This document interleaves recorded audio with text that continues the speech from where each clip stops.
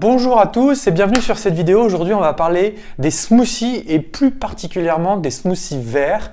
Donc, ils vont permettre de faire manger des légumes à ceux qui ont un peu plus de mal avec les légumes. Ça peut être le cas pour les enfants, mais même les adultes qui ont un peu de mal avec les légumes. Ça permet d'ajouter des légumes, évidemment des fruits, donc la panacée pour votre corps.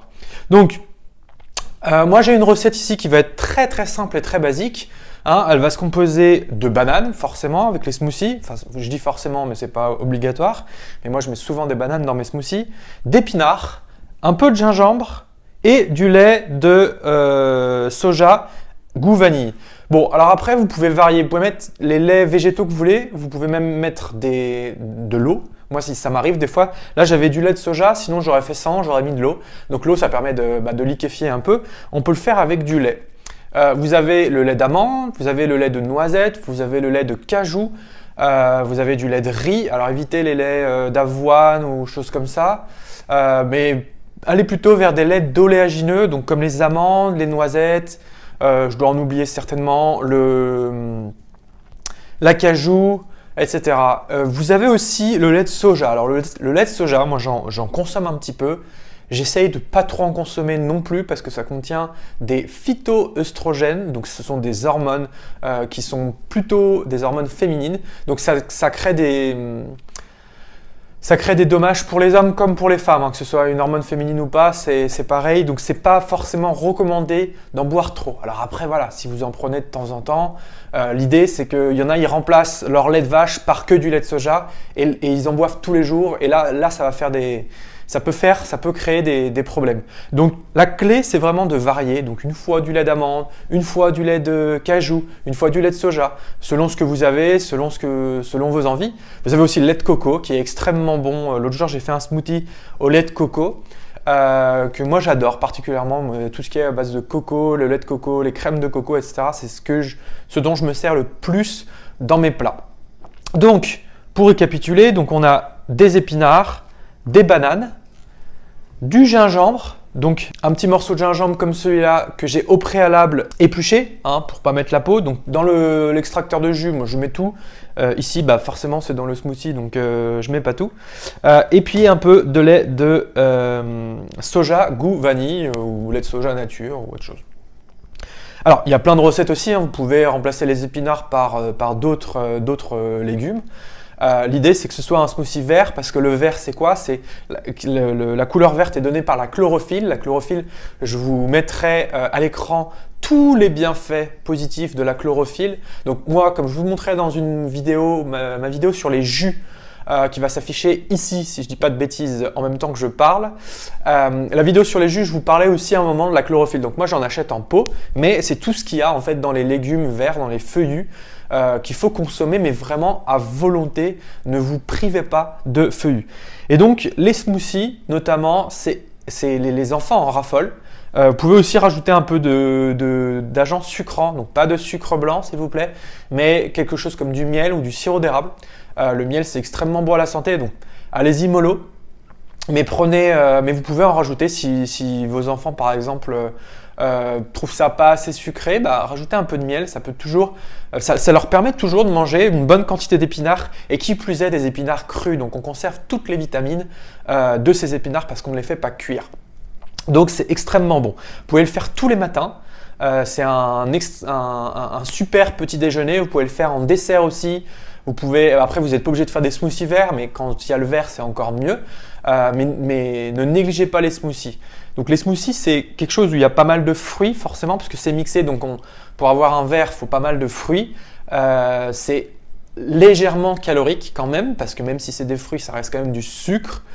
Mais il faut comprendre que c'est bien mieux d'avoir 250 calories d'un verre de smoothie que 0 calories d'un Coca Zéro qui est bourré d'additifs alimentaires, qui est bourré d'aspartame, ou de sucrants qui ne sont pas vraiment des sucres, mais qui sont des produits chimiques et qui sont neurotoxiques. L'aspartame est neurotoxique, donc je vous laisse vous renseigner là-dessus.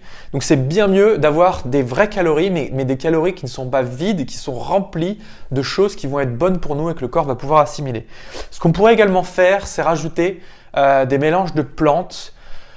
Pour ceux qui ont un peu de mal, par exemple, moi j'essaye de consommer de l'ashwagandha qui est très très bon pour le stress et pour la récupération musculaire quand on fait du sport notamment, mais qui est aussi très bon pour le stress de manière générale. Il faut en prendre. Bon, mon téléphone n'ayant plus de place, cela a coupé la vidéo en plein milieu, en plein que j'étais en train de tourner. Évidemment, j'ai continué de parler un peu pour rien. C'est pas grave, je vais reprendre là où ça a coupé. Donc je parlais de l'ashwagandha.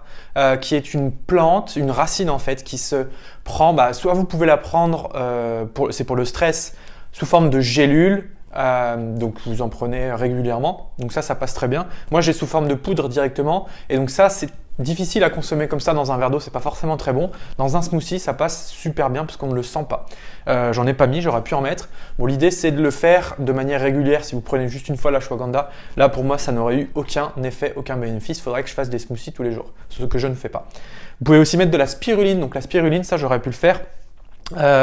Qui est une algue qui est bourrée de protéines végétales qui sont très bonnes pour nous, puis bourrée de plein d'autres nutriments qui sont très très bons. C'est un des super aliments. Et la spiruline, ça se prend donc sous forme de poudre souvent aussi, ou sous forme de comprimé. Et vous pouvez en mettre dans vos sauces salades par exemple, dans les smoothies où ça ne se sent pas. Donc évidemment, il ne faut pas en mettre une cuillère à café bombé, vous en mettez un tout petit peu. Mais si vous avez des apports comme ça de nutriments tous les jours, plus tout ce qu'il va y avoir dans les fruits et dans les légumes que vous allez mettre, ça va être très très bon pour vous. Ce qu'il faut savoir aussi dans les légumes verts, dans les feuillus verts, c'est qu'il y a la chlorophylle. La chlorophylle, vous allez avoir tous les bienfaits qui vont s'afficher à l'écran, donc c'est bourré de bienfaits. C'est ce qui donne la couleur vert à tous les arbres, à toutes les plantes en fait qui sont vertes. C'est la chlorophylle. La chlorophylle, c'est très très bon à la santé. Dans la vidéo sur les jus, je vous en parlais, moi j'en prends aussi, j'en mets dans ma gourde que j'emmène au travail souvent quand c'est pas un jus, je prends de la chlorophylle. Et donc c'est sous forme de concentré, c'est un liquide concentré, on en met un tout petit peu dans de l'eau et puis on a tous les bienfaits de la chlorophylle. Donc le smoothie est prêt, puisque du coup je l'ai fait en pensant que la vidéo s'enregistrait. Donc il est prêt, ça donne une très belle couleur verte, comme ceci. Donc j'espère que vous voyez bien. Il est très très bon, forcément je l'ai déjà goûté. Il est très très bon, c'est certainement dû au sucre ajouté dans le lait de soja. Ce que je vous disais aussi, c'est que le lait de soja peut être remplacé par du lait d'amande, du lait de cajou, du lait de coco.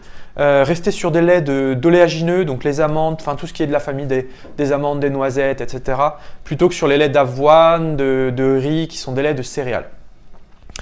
Mais vous pouvez évidemment varier à la place des épinards, vous pouvez mettre du chou kale, enfin tout autre feuillu vert aussi, ça passera très bien. Et d'ailleurs, je vous invite à varier, à pas toujours manger la même chose parce que c'est comme ça aussi qu'on se crée des carences. Le but, c'est d'avoir un panel de légumes, de fruits et de légumes le plus large possible.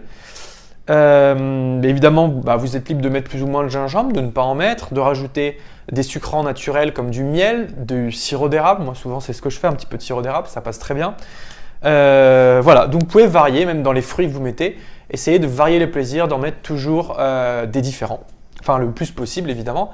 Ça c'est quelque chose qui se consomme très bien pour les enfants notamment parce que c'est très sucré, c'est sucré et ça a un très bon goût. Donc c'est un très bon moyen de faire manger des légumes crus qui plus est, donc où on a conservé toutes les vitamines, aux enfants ou aux personnes qui n'aiment pas trop les légumes. Parce que là, on ne sent absolument pas l'épinard. C'est hyper beau visuellement. Cette couleur verte est super belle parce qu'elle est un peu mélangée au blanc de la banane.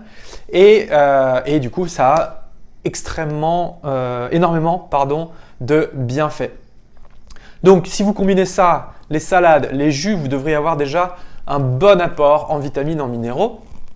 Et surtout, cru au maximum, puisque dans les jus c'est cru, dans les salades c'est cru, et dans les smoothies c'est cru aussi. Donc on conserve toutes les vitamines, un maximum de vitamines en tout cas. Aussi pour les différentes mesures, les différentes proportions, c'est à vous de voir. Donc essayez, vous voyez, moi j'ai mis pas tout à fait un bol, donc ça représente une bonne poignée d'épinards. J'aurais pu en mettre plus honnêtement puisque le goût n'en est pas changé, c'est vraiment bon. Donc c'est vraiment selon vous, je vous conseille, que ce soit pour les jus ou pour ça, de commencer avec un petit peu, parce que le but c'est vraiment de prendre du plaisir, de faire prendre du plaisir. Si c'est pour un enfant, de lui faire prendre du plaisir, qu'il aime ça. Et ensuite d'augmenter au fur et à mesure la proportion de légumes. C'est pareil pour les jus. Moi au départ j'avais 30 à 40% de fruits pour que ce soit bon, bien sucré, et ensuite j'ai descendu graduellement à 10-20% selon les jus. Donc voilà, faites vos tests, essayez. Mais n'oubliez pas de prendre du plaisir, de retrouver du plaisir à manger des fruits et des légumes, c'est hyper important. Le but, c'est de créer des habitudes qui vont à terme, quand elles sont cumulées, vous apporter la pleine santé. Abonnez-vous à la chaîne en cliquant sur le petit logo qui est là ou juste en dessous de la vidéo. Laissez un pouce aussi en dessous de la vidéo, un petit like, ça me soutient dans mon travail. Et puis, on se retrouve dans une prochaine vidéo. Salut!